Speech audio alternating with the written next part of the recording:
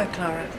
So can you tell me, what was harder, coming out as a scientist or coming out as a trans woman?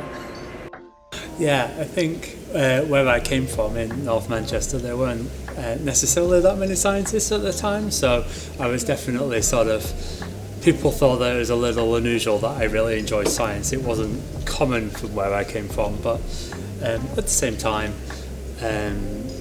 coming out as trans was definitely super hard, because that's the people that support you and look after you and care about you. You've got to sort of tell them that you're not quite who they thought you were. So that was a big, difficult step. But luckily, my friends and family were all super awesome. So and they've definitely supported my science career as well. You're a material scientist. Yep. Where do you see that going, and how do you see raising equality in science? In material science, there's a lot of different things that we're looking at the moment.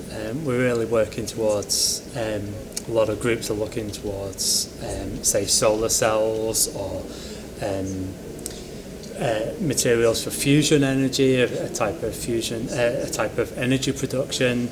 We're looking at all different things. Materials are all around us. We use them in everything from crisp packets to our windows. So we're everywhere, and we make a lot of advances, but you don't necessarily hear about them. They're not really what people are talking about.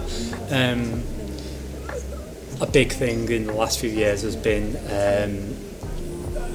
graphite. Everyone's been talking about graphite, which was discovered a few years ago. So that's kind of that won awards. But yeah, there's a lot of material science going on that we don't necessarily hear about.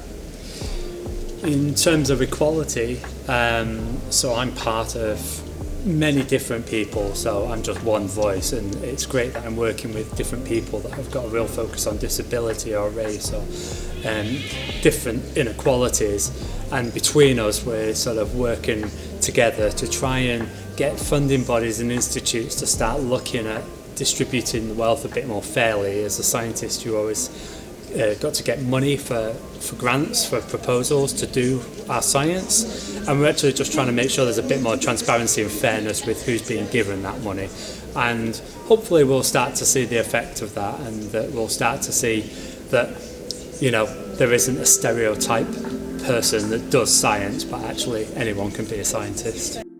And my last question, you won the Points of Light Award. You were awarded it by a Prime Minister. Yep. What was that for?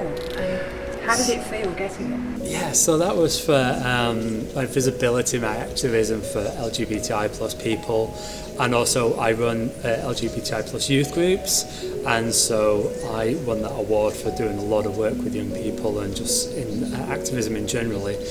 And Points of Light Award are there to highlight people who have made a difference in local communities, and it was really nice to know that the work I'd done in Oxford had got noticed by someone in the government. I don't know how that happened, and it was really nice to know that the work that I put in, I do it because I enjoy it, but it was nice to see that get recognised, and yeah, it's just really nice.